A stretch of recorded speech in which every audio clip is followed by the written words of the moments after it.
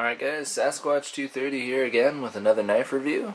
Today we're going to be looking at the Spyderco Sage 3 bolt action G10 folder. Now this right here was a unique knife. I recently found it on vacation when I went over to Kelowna. I picked it up at the House of Knives, but I actually didn't buy it there. I mean, I picked it up physically and tried it out while I was there, and I was pretty impressed by the little guy. Well, it's not a little guy, but you know what I mean. It's an interesting knife design. It's blue, for crying out loud. And I've always wanted to have a Sage part of my collection, be honest. Now I'll ring off some of the specs, give you my overall, I guess, 2 cents, and take it from there.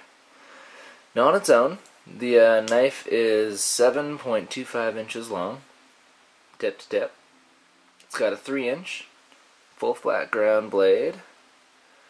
Out of that 3 inches there, it's made out of CPM S30V, my favorite steel.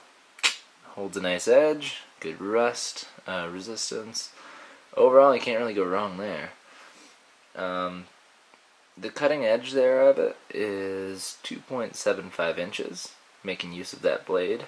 I mean, basically the only part that isn't is the choil here and then the choil on the back. It's 0.125 inches thick.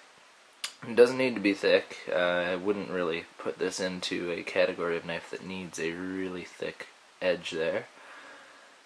It has stainless steel liners in the G10 scales.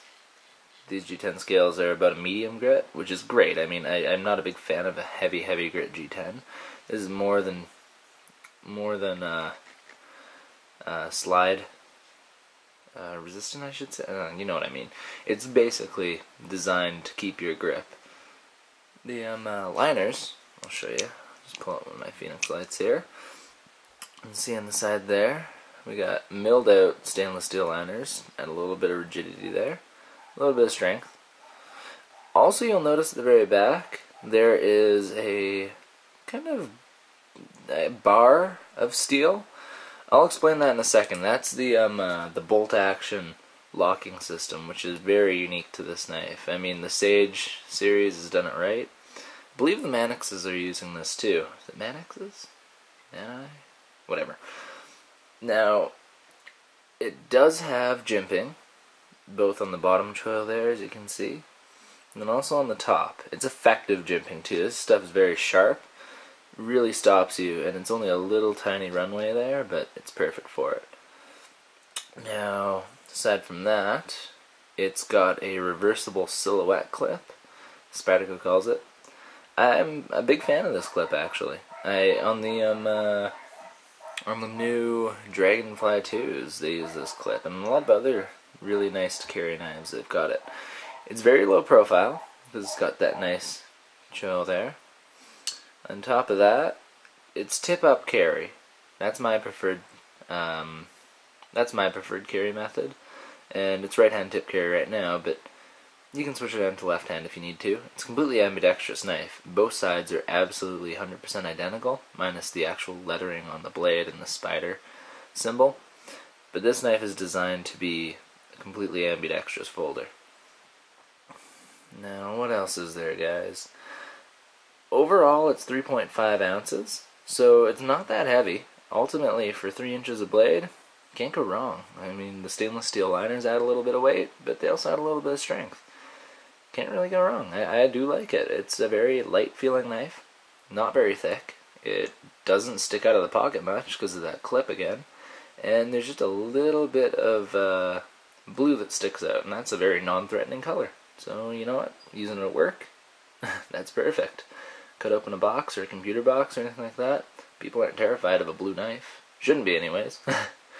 Now, aside from that, I wanted to talk a little bit about this the locking system here. Let's get in the focus. The bolt action locking system is totally ambidextrous, and you saw that metal bar that was in there.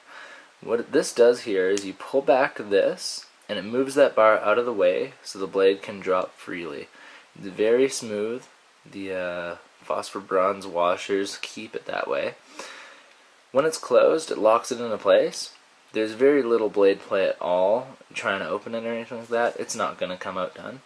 You can still spider drop it, so that works perfectly fine. The whole idea behind the bolt action locking system is keeping it as light as possible and really going with a simple design.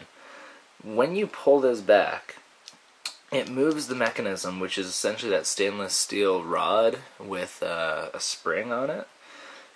When the knife opens up, it moves out of the way anyways, so that way it just goes into a channel that lets it put back, and it lets the blade open up. But as soon as the blade's in place, the tang connects, and the piece of steel just locks it in place. There is no blade play whatsoever. I mean, it doesn't need to have a big strip of metal here so it can connect with. It doesn't need to have that because it is solid. They don't use it in a lot of their knives. Spyderco has this really good design here, and I'm a big fan of it actually. I mean, the simplicity of it takes a little getting used to maybe, but after you do get used to it at all, it's awesome. Opening it up, closing it. I mean, smooth as butter to open. Closing, if I didn't have the camera in my way, maybe this would work out, but you can just drop it down and it closes like that. It's very neat. It's a great blade. A little expensive. I picked mine up for $120 on eBay. Brand new, so that was good. If you buy it in store, I think the MSRP is somewhere around $200. That being said, you can always buy this anywhere we want. And one thing I want to cover with it is what category this knife fits into for me.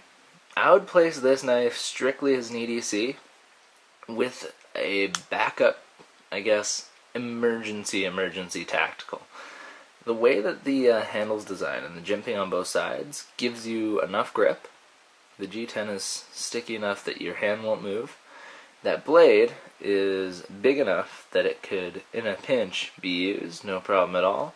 I know with any of my training, littler knives are actually preferred, so for me, it works for that. I would never want to, but I mean, hey, if you needed to, this knife could cover that base.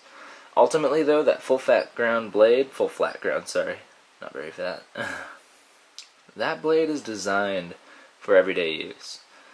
Cutting food, the stainless steel, the S30V is basically rust resistant to all extremes. If you're cutting any kind of food product, fruit, vegetables, just any kind of meal prep, this knife will do the trick. Blade's sharp, hair popping right out of the box. I've never had to sharpen it yet. I haven't used it that much, but I definitely have used it a little bit, and so far it's been great. I mean, it cleans up nice too. No scratches, no scuffs. A couple fingerprints for me just touching it right now, but you know what? If I were going to recommend any knife, this would be one I'd recommend. If you like the look of it, if you like the design, then by all means pick one up now. I don't know how long they're going to be around for. I don't think that they're a sprint run, but worth having. So, that being said, guys, that's all I got for this review. If you have questions, post them. If you want to request any knives for me to review, I've got quite a few in my collection. I don't think I've ever done a collection overview, but just let me know. For now, take care. Thanks for watching.